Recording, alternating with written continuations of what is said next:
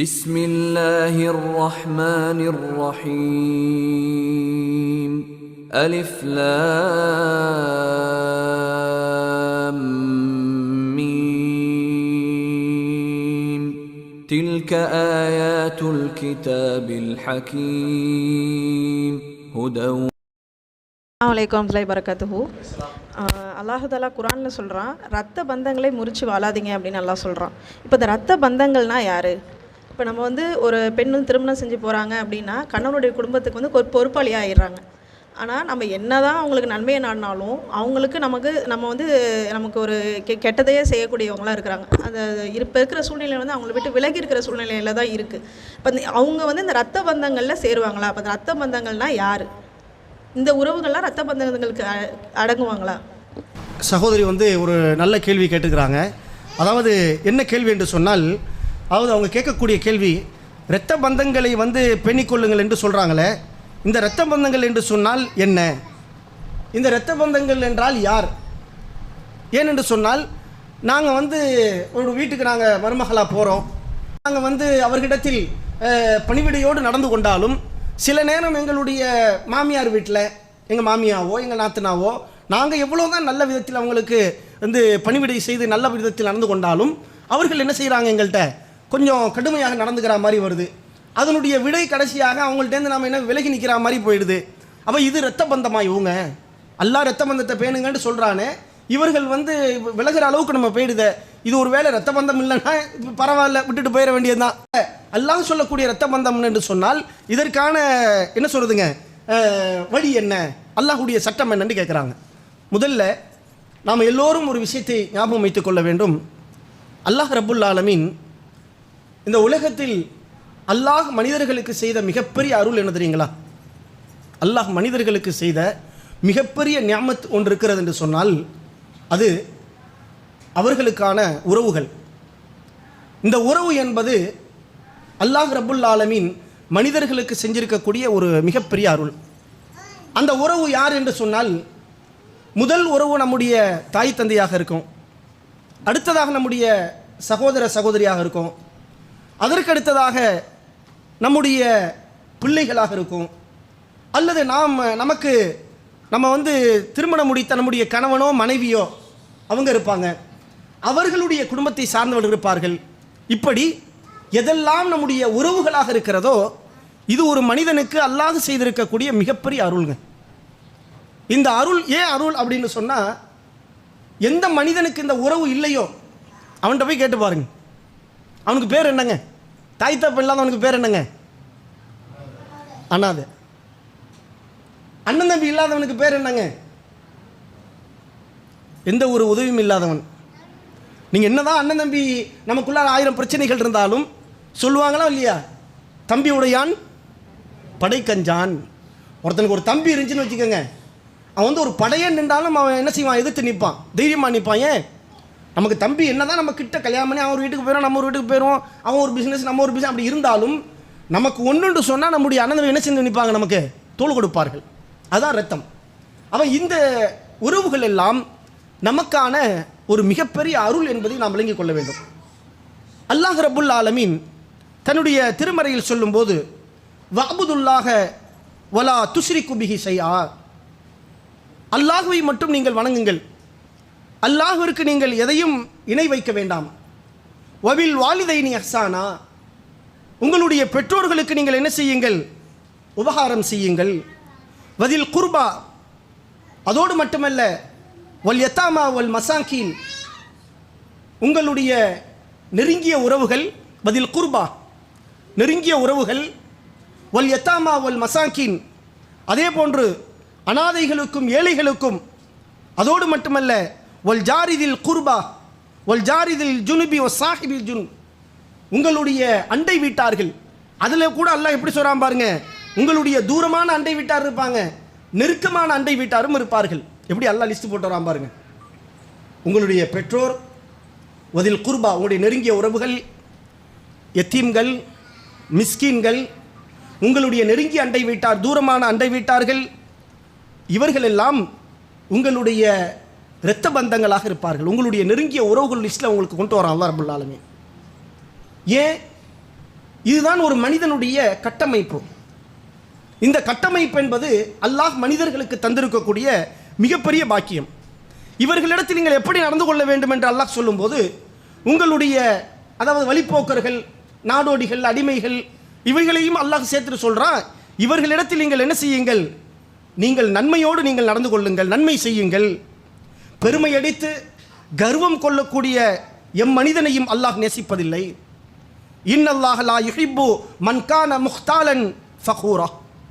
பெருமை அடித்து கர்வம் கொள்ளக்கூடிய யாரையும் அல்லாஹ் நேசிப்பதில்லை. இந்த உறவுகள் எல்லாம் யார் தெரியுங்களா கட் பண்ணுவா? யார் கட் பண்ணுவா சொல்லுங்க பார்ப்போம். நம்ம ஏழையாக இருக்கோம், நல்லா கவனிச்சிக்கோங்க. நம்ம ஏழையாக இருக்கோம், நம்மள்ட்ட ஒன்றும் இல்லை, அன்னன்னைக்கு வருது காசு போனால் அவ்வளோ தான், ஒன்றும் சேமிப்பே இல்லை. நம்ம வீட்டில் 2 பொம்பளை பிள்ளைங்க இருக்குது, 2 பையனும் இருக்குது. நம்ம ஒரு ஏழ்மை நிலையில் தான் இருக்கோம். ஆனால் அந்த வீட்டிலாம் நல்ல வசதியில் இருக்கான். இப்போ இவன்கிட்ட பெருமை அடிச்சுக்கிட்டு இவன் விலைக்கு போவானா சொல்லுங்க பார்ப்போம்? போவானா? இல்லை, எல்லாத்தையும் அரசரிச்சு போவோம். பார்ப்போமா இல்லைங்களா? நமக்கு நாளை மறுநாள் அவங்க தான் நமக்கு நல்லது கெட்டது இருக்குது அப்படின்னு அனுசரிச்சே போவோம். என்றைக்கு ஒரு மனிதன் உறவுகளை, இதே இந்த மனுஷனுக்கு திடீர்னு கோடிக்கணக்கில் காசு வந்துருச்சு, நல்ல காசு பணம் ஏறி போச்சு, இப்போ அதே பிள்ளை இருக்குது, பொம்பளை பிள்ளை இருக்குது, ஆம்பளை பிள்ளை இருக்குது, எல்லாம் இருக்குது, அவனுக்கு சமாளிக்க முடியாத அளவு காசு வந்துருச்சு. இவனுக்கு என்ன வரும் முதல்ல சொல்லுங்கள் பார்ப்போம்? முதல்ல இவனுக்கு என்ன வருங்க? கர்வம் வரும், பெருமை வரும். இந்த பெருமையும் கர்வமும் யாருடைய உள்ளத்தில் வருகிறதோ அவன் யாரையுமே என்ன செய்ய மாட்டான், மதிக்க மாட்டாங்க. இப்போ சமீபத்தில் கூட ஒரு இடத்துல பார்த்தங்க, பணம் உன்னிடத்தில் இல்லாவிட்டால் காசு பணம் உன்ட்ட இல்லைன்னு சொன்னால் உனக்கு எல்லாத்தையும் தெரியும். உன்ட்ட காசு பணம் இல்லாக்கட்டி உனக்கு எல்லாத்தையும் தெரியும், ஆனால் உன்னை யாருக்கும் தெரியாது. உன்னிடம் காசு பணம் வந்து விட்டால் உனக்கு யாரையும் தெரியாது, எல்லாத்துக்கும் ஒன்று தெரியும். விளங்குதா உங்களுக்கு? இதுதான் யதார்த்தம். ஏன் காசு பணம்னு வந்தாவே பெருமை, ஆணவம், யாரும் எனக்கு தேவையில்லை அப்படிங்கிற ஒரு நிலையை மனுஷனுடைய உள்ளத்தில் சைத்தான் போட்டுருவான். ஆனால் இஸ்லாம் என்ன சொல்லுகிறது? நீ அந்த நிலைக்கு போயிடாத. இன்னல்லாஹ லா யுஹிப்பு மன் கான முஹ்தாலன் ஃபகூரா. பெருமை அடித்து கர்வம் கொள்பவர்களை அல்லாஹ் நேசிப்பதில்லை. எதை சொல்லிட்டு சொல்கிறான் தெரியுங்களா? அல்லாஹ் உங்கள் நெருங்கிய உறவு, தாய் தகப்பன், அனாதைகள், ஏழைகள், உங்களுடைய நெருங்கிய வீட்டார்கள், தூரமான அண்டை வீட்டார்கள், வழிப்போக்கர்கள், நாடோடிகள், இவர்களிடத்திலெல்லாம் நீங்கள் நன்மையாக நடந்து கொள்ளுங்கள், அவரிடத்தில் நல்ல விதத்தில் நடந்து கொள்ளுங்கள், நல்ல விதத்தில் உறவாடுங்கள் என்று இஸ்லாம் சொல்லுகிறது. இதான் நமக்கு அடிப்படையாக ஒரு விஷயத்தை ஞாபகம் வச்சுக்கணும். நாம் உறவுகளை நாம் பேணுற விஷயத்தை பொறுத்த வரைக்கும் நபிகள் நாயகம் ஸல்லல்லாஹு அலைஹி வஸல்லம் அவர்கள் ஒரு அழகான ஹதீஸை சொன்னாங்க. ஒவ்வொரு மனுஷனுக்கும் 2 ஆசை இருக்குங்க. ஒரு மனுஷனுக்கும் என்ன இருக்குங்க? 2 ஆசை இருக்கும். அவங்க கேட்ட கேள்வி நல்லா தெரிஞ்சுங்க. நாம் என்ன தான் நல்ல விதத்தில் போனாலும் அவங்க இந்த மாதிரி நடந்துக்கிறாங்க, அவர் இரத்த பந்தத்தில் இந்த மாதிரி நடக்கிறாங்களேன்னு கேள்வி கொண்டு வராங்க. ஆனால் உறவுகளை பேணுவதில் உள்ள மகத்துவத்தை நாம் தெரிஞ்சுக்கிட்டோம்னா நமக்கு இந்த பதில் ரொம்ப ஈஸியாக அமைஞ்சு போயிடும். நபிகள் நாயகம் ஸல்லல்லாஹு அலைஹி வஸல்லம் அவர்கள் செய்தியை சொன்னாங்க. அது என்ன அப்படின்னா, ஒவ்வொரு மனுஷனுக்கும் 2 ஆசை இருக்குங்க. என்னென்ன ஆசைன்னு சொன்னால், பிரதானமாக 2 ஆசை இருக்கும் எல்லா மனுஷனுக்கும். ஒன்று காசு பணத்தோடு இருக்கணும். ஒன்று என்னங்க? காசு பணத்தோடு இருக்கணும். 2வது நீண்ட ஆயுசில் நல்ல ஆயுசு நீடிச்சு நல்ல சலாமத்தாக இன்னும் கொஞ்சம் நாளைக்கு இந்த உலகத்தில் வாழணும் அப்படிங்கிற ஆசை இருக்கும். நபிகள் நாயகம் ஸல்லல்லாஹு அலைஹி வஸல்லம் அவர்கள் சொல்லுகின்றார்கள், தங்களுடைய வாழ்வாதாரம் ரிஸ்க் விசாலமாக்கப்படுவதற்கும் வாழ்நாள் நீடிக்கப்படுவதையும் ஒரு மனிதன் விரும்பினால் என்ன சொல்கிறாங்க? நீ நல்ல காசு பணத்தோடு வாழ்கிறதுக்கும் உங்களுடைய வாழ்நாள் நீடிக்கப்படுவதையும் நீங்கள் விரும்பினால் எதை செய்யுங்கன்னு சொன்னாங்க ரசூலுல்லாஹ்? யாருக்காச்சும் தெரியுமா? என்னம்மா? மாஷா அல்லாஹ், பரவாயில்ல, ஓரளவு எல்லாமே ஹதீஸ் தெரிஞ்சா வச்சிருக்கீங்க. உறவுகளை பேணுங்கள். இந்த உறவை பேணுனா அல்லாஹ் உங்களுக்கு 2 வகையான விஷயத்தை அல்லாஹ் அபிவிருத்தி தருகிறான். 2 விஷயத்தில் அல்லாஹ் உங்களுக்கு அருள் செய்கின்றான். அதாவது உங்களுடைய ரிஸ்கை அல்லாஹ் விசாலமாக்குகின்றான், உங்களுடைய வாழ்நாளை அல்லாஹ் விசாலமாக்குகின்றான் நீங்கள் உறவுகளை பேணினால் என்று சொல்லப்படுகிறது. இது சம்பந்தமாக நிறைய ஹதீஸ் இருக்குங்க. இந்த நிலையில் தான் நாம் முதல்ல மனசில் வச்சுக்கணும். உறவை பேணுவது என்பது அல்லாஹுக்காக நான் உறவை பேணுகிறேன், இது ஒரு இபாதா. எந்த ஒரு நற்செயலை செய்யும் பொழுதும் மார்க்க அடிப்படையில் எந்த நீங்கள் ஒரு நற்செயலை செய்தாலும் அதில் உலகம் ஒன்று இருந்தாலும் அதில் ஒரு இபாதத் என்ற ஒரு வார்த்தையை சேர்த்துக்கொள்ளுங்கள். ஒரு வியாபாரம் இருக்கிறது, ஒரு வியாபாரங்க, ஒன்றுமில்லை. இந்த சீசனில் நம்ம என்ன செய்கிறோம், நோன்பு நேரத்தில் பேர்ச்சம்பழம் வியாபாரம் பண்ணுறோம்.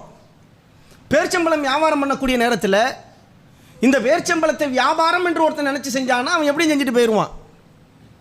இதில் அல்லாஹ் எனக்கு நன்மை செய்கின்றான், அல்லாஹ் எனக்கு இதிலேயே எனக்கு அல்லாஹ் நன்மை எழுதுவான் என்று ஒரு மனிதன் நினைத்தால், இதை ஒரு இபாதத்தாக வணக்கமாக ஒரு வியாபாரத்தை நினைத்தால் அந்த மனுஷன் எப்படிங்க வியாபாரம் செய்வான்? பேர்ச்சம்பழத்தை கை பார்ப்பான், பூச்சி இருக்கிற பேர்ச்சம்பழத்தை தூக்கி போட்டுருவான். நல்ல தரமான பேர்ச்சம்பழம், ஆஹா நோன்பாளிகை திறக்கிறது, இந்த பேர்ச்சம்பழத்தை யாரெல்லாம் போய் சாப்பிடுவாங்க? கர்ப்பிணி பெண்ணு சாப்பிடும், சின்ன குழந்தைங்க சாப்பிடுவாங்க, வயசானவங்க சாப்பிடுவாங்க, வயிற்றில் பிரச்சனை உள்ளவங்க சாப்பிடுவாங்க என்று வியாபாரமாக இருந்தாலும் அங்கே அல்லாஹுடைய இபாதத்தை ஒருவர் மனதில் வைத்து கொண்டால் அவருடைய செயல் எப்படி அமைஞ்சிருங்க? நல்லதாக அமைஞ்சிடும். எல்லா விஷயமுங்க இபாதத் என்று நினைத்து ஒரு விஷயத்தை செய்ய ஆரம்பித்தால் அதில் நமக்கு அல்லாஹ் நன்மையும் அளிக்கின்றான், நம்முடைய பாதையும் லேசாக்குவான். அதே அடிப்படையில் தான் உறவுகளுங்க. உங்களுடைய மாமனா மாமியாவாக இருந்தாலும் இதெல்லாம் கண்டிப்பாக இரத்த பந்தம் தான், இதெல்லாம் கண்டிப்பாக இரத்த பந்தம் தான். நம்முடைய மாமனா மாமியாவாக இருந்தாலும் ஏனென்று சொன்னால் நபிகள் நாயகம் ஸல்லல்லாஹு அலைஹி வஸல்லம் அவர்கள் அழகாக சொன்னார்கள், ஒரு பெண் தன்னுடைய கணவனுக்கும் கணவனுடைய குடும்பத்தவளுக்கும் அவர் யார்? பொறுப்பாளி அப்படின்ட்டாங்க. அப்போ அந்த பொறுப்பில் இருக்கக்கூடிய நாம அவர்களும் நம்முடைய இரத்த பந்தம், கணவன் மூலம் ஏற்பட்ட இரத்த பந்தமாக இருப்பதினால் நமக்கு அவங்க வேறையாக இருந்தாலும் நம்முடைய பிள்ளைக்கு யாருங்க அவங்க? நம்ம பிள்ளைக்கு யாரு? தாதி தானே. நம்ம பிள்ளைக்கு யார் அவங்க? தாதா தானே. அவங்களுடைய ஜீன் அங்கே நம்முடைய மரபணு வந்துருச்சு இல்லை அங்கேருந்தும், அதான் இரத்த பந்தம். நமக்கு தான் இல்லாத மாதிரி தெரியும், ஆனால் மரபணு மூலியமாக அது இரத்த பந்தமாக வந்துவிடும். ஆக இந்த இரத்த பந்தங்களை அரவணைக்கக்கூடிய நேரத்தில் கூட குறைச்சி இருக்கத்தாங்க செய்யும். உலகத்தில் யதார்த்தமான உண்மை எப்பொழுதுமே உறவுகளை பொறுத்த வரைக்கும் பெத்த தாய் தகப்பன்ட்டே இன்னைக்கு மாற்று கருத்து இருக்கா இல்லையா? நம்ம பெத்த பிள்ளையா இருந்தாலும் மாற்று கருத்து வந்துடுது இல்லை, நம்ம பெத்த தாயா இருந்தாலும் மாற்று கருத்து இருக்க தானே செய்யுது. நம்ம ஒன்று சொன்னால் அவங்க ஒன்று செய்ய, வயசாகிட்டாவே என்ன வருங்க, ஏட்டிக்கு போட்டியாக பேசக்கூடிய நிலை வந்துடும். சாப்பிட்ற மாத்திரை அந்த மாதிரி இதாச்சும் மாத்திரையை சாப்பிட்டுட்டு நம்ம ஒன்று சொன்னார், பெத்த தாயாக இருந்தால் கூட என்ன இருக்கு, நம்ம ஒன்று சொன்னால் அவங்க ஒன்று சொல்லுவாங்க. ஏன் முதல் நாள் சுகர் மாத்திரை, பிபி மாத்திரை, மூட்டு வலிக்கு ஒரு மாத்திரை, முதுகு வலிக்கு ஒரு மாத்திரை, இதுக்கு பிறகு காலையில் எழுந்திரிச்சோம் தைராய்டுக்கு ஒரு மாத்திரை, 12 மாத்திரை கலர்களாக ஜெம்ஸ் முட்டா மாதிரி உள்ளே போட்டால் என்ன ஆகுங்க மனுஷனுக்கு? மூட்டு வலிக்கு உள்ள மாத்திரை என்ன செய்யுது? மூட்டில் போய் சரி பண்ணுதா? இல்லை. நம்ம மூளை நரம்பில் இருக்கக்கூடிய வலியை உணரக்கூடிய அந்த நர்வஸ் சிஸ்டம் இருக்கிறதே, அந்த நர்வஸ் சிஸ்டத்தை மறக்கடிக்க செய்துங்க. மூட்டு வலிக்கெல்லாம் போய் ஒன்றும் செய்யாதது, நம்ம வலியை உணர செய்யக்கூடிய அந்த அந்த அந்த நரம்பை போய் என்ன செய்யுது? சாகடிக்குது. ஒரு மனுஷன் கோமா ஸ்டேஜில் படுத்துருவான், பார்த்துருக்கீங்களா? அவனை நர்ஸு கிள்ளி விட்டா கூட அவன் என்ன செய்ய மாட்டான். கோமா ஸ்டேஜில் படுத்துருக்கிறவனை டாக்டர்லாம் கிள்ளுவாங்க, நல்லா நறுக்குன்னு கிள்ளுவான், அப்படியே படுத்து கிடப்பான். அப்படியே ஏன்? அவனுக்கு வலிக்காத, உண்மையிலேயே வலிக்காது. மூளை நரம்பு அவுட், சாஃப்ட்வேர் காலி. இந்த சாஃப்ட்வேரை காலி பண்ணுறது தான் மூட்டு நரம்புக்குள்ளே மாத்திரலாம், மூட்டு வலிக்குள்ளே மாத்திரை. இதை நம்ம பூவா திண்டுவிட்டு அம்மா திண்டுவிட்டு இப்படி ராத்திரி ஃபுல்லாக தூங்காமல் வேற முழிச்சிருந்து காலையில் எழுந்திரிச்சு நம்ம ஒரு வார்த்தை சொன்னால் அவங்க ஒரு வார்த்தை. தாய் தகப்பன்ட்டே இந்த கான்ட்ரவர்சி வர தானே செய்யுது. மாமனா மாமியாட்ட வராமையாக இருக்கும். பொறுத்து போகணுங்க. நாம் பொறுத்து போகிறதினால் அல்லாஹ் மிகப்பெரிய அருளை வச்சுருக்கிறான். அந்த உறவு நீங்கள் மாமனா மாமியாவுக்கு பணிவிடை செய்தாலும் ஒரு விஷயத்தை ஞாபகம் வச்சுங்க, எந்த உலக காரியத்தையும் அதில் இபாதத்தாக நினையுங்கள். அல்லாஹ் நிச்சயமாக அதில் அருள் செய்வான். உங்கள் மாமியா அவங்கள்ட்ட எவ்வளோ கோவப்பட்டாலும் சரிதான், எவ்வளவு மாற்று கருத்து உள்ளவர்களாக இருந்தாலும் சரிதான், அவர்களுக்காக வேண்டி நீங்கள் பணிவிடை செய்யும்போது, யா அல்லாஹ் இவர்களிடத்தில் நான் நன்மையை நாடுகின்றேன், யா அல்லாஹ் இதற்கான கூலியை நான் உனக்கு நாடுகின்றேன், உன்னிடத்தில் நான் எதிர்பார்க்கிறேன் என்று நினைத்து நாம் ஒரு நன்மையை செய்ய ஆரம்பித்தால் நிச்சயமாக அல்லாஹ் நமக்கு அருள் செய்வான். ஆக அவர்களிடத்தில் நாம் நல்ல விதத்தில் தான் நடந்து கொள்ள வேண்டும் என்பதை நாம் பதிவு செய்கிறோம். அதே சமயத்தில் இன்னொரு முக்கியமான தகவல் இதில் உள்ள இருக்குது.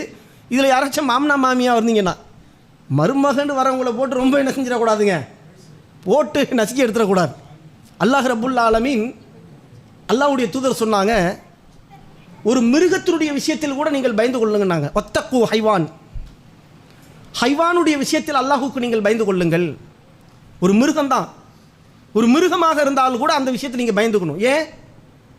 நீங்கள் ஒரு ஒட்டகத்தில் போய்கிட்டு இருக்கீங்க சவாரி, நீ ஒட்டகத்துக்கு மேலே வச்சு ஆப்பிலாம் அரைஞ்சதையும் தின்றுட்டு இருப்ப, ஒட்டகத்துக்கு பசிக்குமா இல்லையா? நம்ம என்ன செய்யணும்?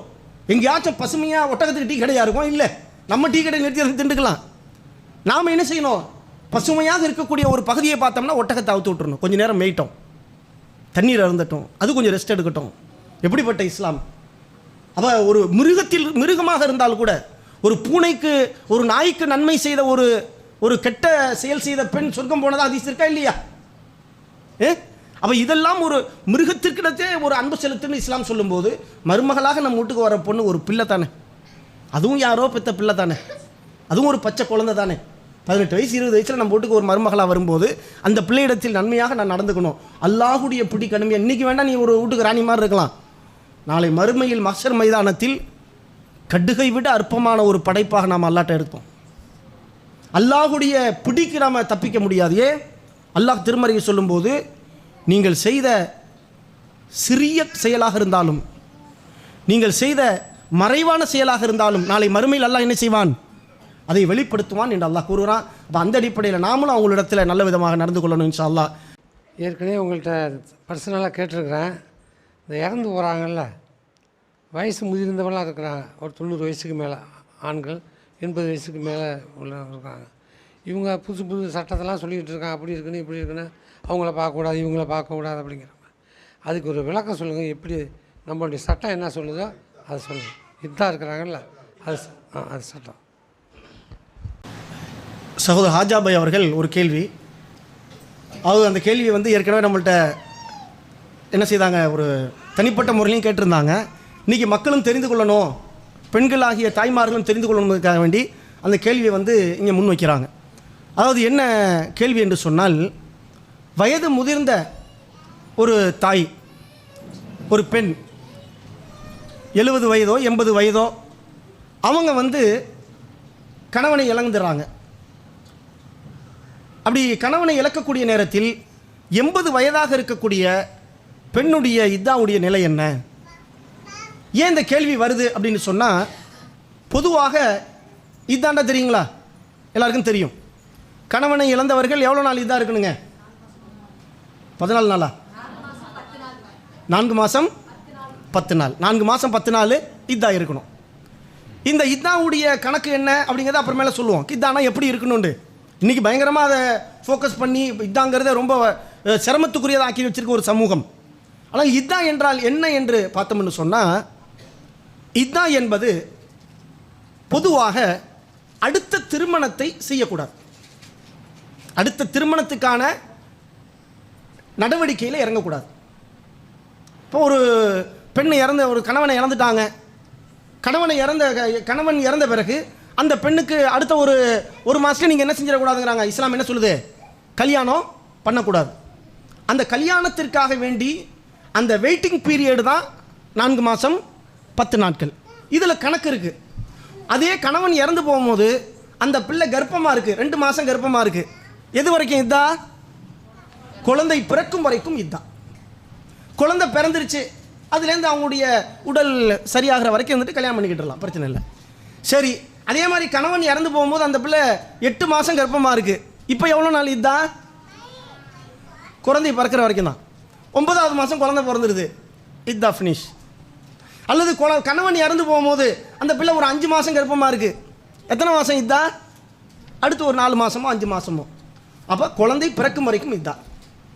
அதே மாதிரி இந்த கணவர் இறந்து போகக்கூடிய நேரத்தில் அந்த பெண் எந்த வெளிப்படையான அடையாளமும் இல்லாமல் கர்ப்பம் இல்லாமல் இருக்குதுன்னு சொன்னால், அந்த கர்ப்பத்தை அறிவதற்கான பீரியடு தான் 4 மாதம் 10 நாட்கள். இப்போ என்ன கேள்வி அவங்க கேட்டாங்க அப்படின்னு சொன்னால், இப்பயும் என்ன கேட்குறாங்கன்னு சொன்னால், 80 வயது அடைந்த ஒரு தாய், அவங்களிடத்தில் நாம் இந்த இதாவை நாம் பேணிக்கணுமா? அவங்களுக்கு ஆல்ரெடி அந்த என்ன சொல்கிறதுங்க, அந்த மோனோபாசின்னு சொல்லக்கூடிய அந்த மாதவிடாயை நின்றுவிட்ட ஒரு வயது எட்டிட்டாங்க. அப்போ இந்த நிலையில் அவர்கள் பேண வேண்டுமா அப்படின்னு கேட்குறாங்க. இந்த கேள்விக்கு செல்வதற்கு முன்பு இன்னொரு கேள்வியை நம்ம கேட்போம். என்ன கேள்வி அப்படின்னா, ஒரு பெண்ணு கணவன் இறந்துட்டாங்க, ஒரு பெண் இருக்குது. நல்லா கவனிச்சு கேளுங்க.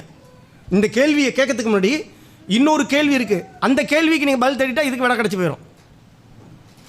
ஒரு பெண் இருக்காங்க, கணவன் மூத்தா போயிட்டார். மூத்தா போன பிறகு அடுத்த ஒரு மாதத்துலேயே அந்த பெண்ணுக்கு மாதவிடாய் வந்துருச்சு இல்லை? அப்போ அப்பயே இதான் முடிஞ்சு இல்லை, கர்ப்பம் இல்லைன்னு தெரிஞ்சு போச்சு இல்லை? முதல் மாதத்துலேயே தான் வந்துருச்சுங்க. முதல் மாதத்திலேயே வந்த பிறகு அப்புறமேலே என்ன சொல்றது விளங்குதா உங்களுக்கு? முதல் மாசத்திலேயே அந்த பெண்ணுடைய மாதவிடாய் வெளிப்பட்டது என்று சொன்னால் மறுபடியும் என்னத்தை வெயிட் பண்ணுறது? நம்ம கர்ப்பத்துக்கான வாய்ப்பு இல்லை. அடுத்த மாதமும் வருது கன்ஃபார்ம், 3வது மாதமும் வருது மோர் கன்ஃபார்ம், நல்லா கன்ஃபார்ம் ஆகுது. பின்ன 4 மாதம் வெயிட் பண்ணணும். ஆமாம், வெயிட் பண்ணணுங்குது இஸ்லாம். வெயிட் பண்ணி தான் ஆகணுது. ஏன் அப்படின்னா இஸ்லாமிய சட்டத்தை பொறுத்த வரைக்கும் இது அல்லாஹுடைய மார்க்கம். முதல்ல அதை ஞாபகம் வச்சுக்கணும். இது யாரோட மார்க்கங்க? அல்லாஹுடைய மார்க்கம். இந்த அல்லாஹுடைய மார்க்கமாக இருப்பதினால்தான் அல்லாஹ் ரப்புல் ஆலமீன் அறிவோ விஞ்ஞானமோ மனிதனுடைய சக்தியோ மனிதனுடைய எக்ஸ்ரே கண்களோ நுண்ணுயிர் கருவிகளோ எதுவும் இல்லாத காலத்தில் அல்லாஹ் திருமறை குர்ஆனில் சொல்லும்போது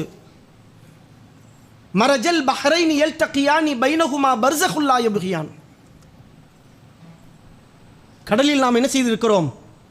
2 கடல்களை, மரஜல் பஹ்ரைனி யல்தகியான், 2 கடல்களுக்கு இடையில் நாம் ஒரு திரை ஏற்படுத்தியிருக்கிறோம். யஹ்ருஜு மின்ஹுமல் லுக்லு வல் மான், அதிலிருந்து எப்படிதுங்க சுவையான தண்ணீர் கிடைக்கிறது ஒரு பகுதியில். 2லும் வெவ்வேறு வகையான நீரை நாம் என்ன செய்திருக்கிறோம்? ஏற்படுத்தியிருக்கிறோம். கண்களுக்கு அப்பாற்பட்டது என்று அப்போ சொல்லப்பட்டுச்சு. அப்போ போய் யாரும் ஆராய்ச்சி பண்ணாங்களான்னா இல்லை. ஆனால் இன்றைக்கு சற்றேற குறைய 1400 ஆண்டுகளுக்கு பிறகு விஞ்ஞானம் ஆய்வு செய்து பார்க்கறது. இந்த சைடு கப்பல் என்று பார்க்குறான், வேற தண்ணியினுடைய குவாலிட்டி வேற, அதனுடைய டென்சிட்டி வேற, அதனுடைய டேஸ்ட் வேற, அதனுடைய கலர் வேற, எல்லாமே வேற டோட்டலாக. இந்த சைடு தண்ணி எடுத்து பார்க்குறான், அதனுடைய டென்சிட்டி வேற, அதனுடைய கலர் வேற, அதனுடைய டேஸ்ட் வேற, எல்லாம் வேற. ஆனால் கடல் எங்கடா திரை? சுப்ஹானல்லாஹ். அப்போ இது யாருடைய மார்க்கம்? அல்லாஹுடைய மார்க்கம். கடலுக்கு அடியில் நாம் அலைகளை ஏற்படுத்தியிருக்கிறோம் என்று அல்லாஹ் கூறுகிறான். அலைனா எங்கங்க இருக்கும்? அலைண்டாவே அதுக்கு பேர் என்னங்க? மேலே இருக்கிறது தான் அலை, கீழே இருக்க பேர் அலைன்னு. நம்மளாம் அறிவே இல்லை, நமக்கு சிந்திக்கவும் முடியாது. ஆனால் அல்லாஹ் தன்னுடைய திருமறை குர்ஆனில் கடலுக்கு அடியில் நாம் அலைகளை ஏற்படுத்துகிறோம் சொல்கிறான். இப்போ தெரியுது சுனாமி அட்டாக் பண்ணிச்சா இல்லைங்களா? அட்டாக் பண்ணிக்கிட்டு இருக்கல இப்பயும். இது மே அலையினால் ஒரு காலமும் சுனாமி வராதுங்க. மேலே அடிக்கிற அலை இருக்குல்ல, அதில் என்ன செய்யாது? சுனாமி ஒரு காலமும் வராது. அதனுடைய பவர் ஒரு காலம் அந்த அளவுக்கு கொண்டு போய் கிலோமீட்டர் கணக்கில் கொண்டுட்டு வந்து அதனுடைய ஃபோர்ஸ் இருக்காது. கீழே அடிக்குதுங்கிறான்ல. இன்னைக்கு விஞ்ஞானி சொல்கிறான், பூமிக்கு கீழே நிலநடுக்கத்தின் போது சுனாமின்னு சொல்கிறோமே, இந்த சுனாமியின் நேரத்தில் பூமி கடலுக்கு கீழ் ஏற்படக்கூடிய அந்த எர்த்குயிக் மூலமாக அப்படி ஒரு அதிர்வுல என்ன செய்யுது? ஒரு அலையை அல்லாஹ் உருவாக்குறான். அதுதான் சுனாமியாக வருகிறது. இதை திருக்குர்ஆனில் சொன்னது யார்? யாருங்க சொல்றா? அல்லாஹ். இவ்வளவு நுண்ணிய கருத்துக்களையும் விஞ்ஞான அறிவு சார்ந்த விஷயங்களையும் இன்னைக்கு உலகமே என்ன செய்து ஆராய்ச்சி செய்து ஆச்சரியப்படக்கூடிய செய்திகள் எல்லாம் அல்லாஹ் திருக்குர்ஆனில் சொல்றானே, அந்த அல்லாஹ் தான் இந்த இத்தாவுடைய விஷயத்தை சொல்லியிருக்கான். அப்போ அல்லாஹ்வுக்கு தெரியும் இல்லை எது நன்மைண்டு. இப்போ வர விஷயத்துக்கு, ஒரு கணவன் மரணித்த பிறகு மறு மாதமே ஒரு பெண்ணுக்கு பீரியட் வந்துருச்சுன்னு சொன்னால் கன்ஃபார்ம் தானே, அவங்க கர்ப்பம் இல்லைன்னு தெரிஞ்சு போச்சு. ஆனால் இஸ்லாம் அலோட் பண்ணலை. எது வரைக்கும் வெயிட் பண்ண சொல்லுது? 4 மாதம் 10 நாள். ஏன் தெரியுங்களா? ஒரு பொண்ணு கணவன் மரணிச்சிருச்சு, ஒரு பெண்ணு பொய் சொல்ல முடியுமா இல்லையாங்க? எல்லாரும் பொய் சொல்லுவாங்கன்னு சொல்ல வரல, சொல்லக்கூடிய ஒரு நபர் இருப்பாங்களா இல்லையா? சொல்லக்கூடிய உங்கள்ட்ட தான் கேட்குறேன், ஒரு நபர் இருக்க வாய்ப்பு இருக்கா? இருக்குங்களா?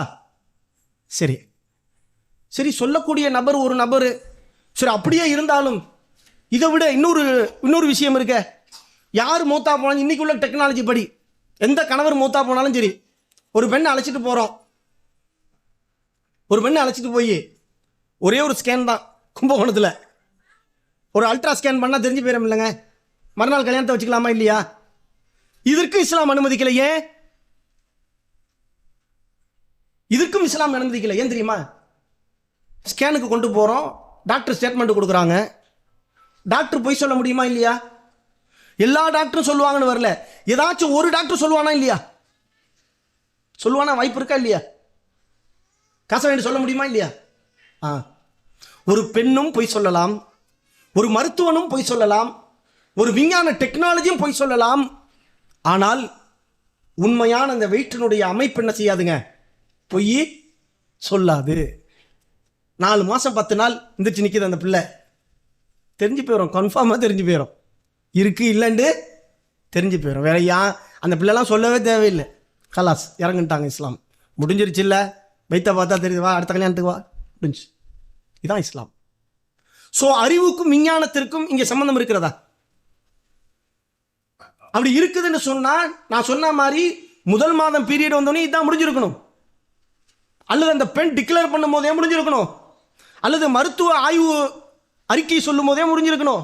இஸ்லாம் எதற்கும் அனுமதிக்கவில்லை. 4 மாதம் 10 நாட்கள் நீ வெயிட் பண்ணி தான் ஆகணும் திருமணத்துக்குன்னு இஸ்லாம் சொல்லிடுச்சு. என்ன காரணம்? இது போன்ற வாய்ப்புகள் இருப்பதினால். இதே மாதிரி தான் இஸ்லாம் வயதான பெண்ணாக இருந்தாலும் அந்த வயதான பெண்ணுக்கும் இஸ்லாம் இந்த சட்டத்தை சொல்லுகிறது. ஏனென்று சொன்னால் வயதான பெண்ணுக்கும் இதான் இஸ்லாம் சொல்லக்கூடிய சட்டம். என்ன சட்டம்? இன்றைக்கு நம்ம நினைக்கிறோங்க வயதானால் குழந்தை பிறக்காதுன்னு. அல்லாஹ் நாடுனா பிறக்குமா இல்லையாங்க? அல்லாஹ் நாடுனா இதெல்லாம் நம்ம ஒரு அல்லாஹ் மேல நம்பிக்கையில் நம்ம சொல்கிறோம். சமீபத்தில் ஒரு அறிக்கைங்க, இத்தாலின்ற ஒரு நாடுன்னு நினைக்கிறேன், இத்தாலி, ஆமாம், 74 வயது ஒரு பெண், ரெட்டை குழந்தை, ட்வின்ஸுங்க, 74 வயது பெண்ணு 2 குழந்தையை பெற்றெடுக்கின்றார்கள். 2 குழந்தைய பெற்றெடுக்கிறாங்க. ஸோ இங்கே இதாக்கு நம்ம அறிவுக்கும் இல்லை. ஏன் அதை விடுங்க, இதை எடுத்துக்கோமே. ஒரு பெண்ணுக்கு ஏற்கனவே என்ன செஞ்சுருக்குங்க, அது என்ன சொல்கிறது, கர்ப்பத்தடை பண்ணியிருக்கு. அவங்களுக்கு என்னத்துக்கு இதான் அந்த பிள்ளையே சொல்லுது, இந்த பாருங்க நான் வச்சுருக்கேங்க இந்த கர்ப்பத்தடை பண்ணதுக்குங்குது. அதுவும் ஒத்துக்கலாம்ல. இதான் நம்ம உனக்கு இதான் இல்லை அடுத்த கல்யாணம் பண்ணு சொல்ல முடியுமா? அதுக்கு இஸ்லாம் அனுமதிக்கலை. ஏன் தெரியுமா? கர்ப்பத்தடை பண்ணினாலும் குழந்தை பிறக்கும். நீ சொல்கிறானா இல்லையா? இன்னைக்கு விஞ்ஞானம் சொல்லுதுங்க, பிறக்க வாய்ப்பு இருக்கிறது. ஆக எதற்கும் ஒரு வாய்ப்பு இருப்பதினால் எந்த ஒரு வாய்ப்பையும் இஸ்லாம் என்ன செய்யல, அனுமதிக்கலை. ஏன் தெரியுமா? நாளை இந்த பெண்ணுக்கு ஒரு கெட்ட பெயர் ஏற்படுச்சுன்னு சொன்னா, அந்த பெண்ணுடைய வாழ்க்கையில் ஒரு அவப்பெயர் ஏற்பட்டது என்று சொன்னால் அவளால் அழிக்க முடியுமா? அதை இல்லை. அந்த கணவனுக்கு தான் பிறந்திருக்கும், உண்மையிலேயே ஒரு கெட்ட பெயரை உண்டு பண்ணிடுச்சு மக்கள் திடீர்னு, அவளால் தாங்க முடியுமா? அந்த பிறந்த குழந்தைக்கு ஒரு தவறான பேரை சொல்லிடுச்சு சமூகம், தாங்க முடியுமா? இல்லை. நீ பொறுமையாக இரு. ஒருவேளை 4 மாதம் 10 நாள் கழித்து அவள் கர்ப்பம் என்று தெரிந்தால் உலகமே சொல்லும், இந்த மறைந்த கணவருக்கு தான் இந்த பிள்ளை பிறந்துச்சு, இன்னாருடைய பிள்ளை என்று சமூகம் சொல்லும், இன்னாருடைய பிள்ளைக்கு பிறந்தது என்று சமூகம் சொல்லும். அதனால தான் இஸ்லாம் இத்தாவை பொறுத்த வரைக்கும் வயசெல்லாம் நீங்கள் பார்க்காது என்றுச்சு. விஷயம்தான் மேட்ரு, அல்லாஹுடைய சட்டம் தான் அடிப்படையை நாம் வைக்கணும். ஏன்னால் படைத்தவனுக்கு தெரியும் எங்கெல்லாம் என்ன வருது, மைனஸ் வருதுன்னு தெரியும். அந்த அடிப்படையில் இத்தாவை பொறுத்த வரைக்கும் எவ்வளவு வயோதிகத்தில் இருந்தவர்களுடைய கணவர் மரணித்தாலும் அவங்க என்ன செய்யுங்க, 4 மாதம் 10 நாட்கள் இதா இருக்கணும். அதே சமயத்தில் இந்த இதாவை பொறுத்த வரைக்கும் ரொம்ப பெரிய விஷயம் இல்லைங்க, 3 விஷயம். தேவையற்ற அலைச்சல்களை குறைத்து கொள்ள வேண்டும், அலைச்சல்களை குறைத்து கொள்ள வேண்டும், ஆடம்பரமான அலங்காரங்களை தவிர்த்து கொள்ள வேண்டும், பிறரை கவரக்கூடிய அளவுக்குண்டான கலர்ஃபுல் ஆடை இருக்கல, மஞ்சள் நிறம், சிகப்பு நிறம், இது போன்ற வர்ணங்களை தவிர்த்து கொள்ள வேண்டும், நகைகளை தவிர்த்து கொள்ள வேண்டும் என்று இஸ்லாம் சொல்லுகிறது. இதை தவிர அவசியமான விஷயத்துக்கு நீங்கள் வெளியில் போகலாம், நிறைய சலுகைகளை இஸ்லாம் தருகிறது. ஆக அல்லாஹுடைய மார்க்கத்தை உள்ளபடி பின்பற்றுவதற்கு அல்லாஹ் அருள் செய்வானாக. குடந்தை மாநகரில் ஆயிஷா அபாயாவில் ரமலான் மாதத்தை முன்னிட்டு மாபெரும் சிறப்பு தள்ளுபடியோடு புது டிசைன்களில் குவிந்து கிடக்கும் புர்கா மற்றும் பெண்களுக்கான அனைத்து விதமான ஆடைகளையும் பார்த்ததும் பிடித்ததை வாங்க இப்பவே வாங்க. நம்ம ஆயிஷா அபாயாவிற்கு குறைந்த விலை, நிறைந்த தரம். ஆயிஷா அபாயா, நாகேஸ்வரன் வீதி, சத்யா மொபைல் அருகில், கும்பகோணம்.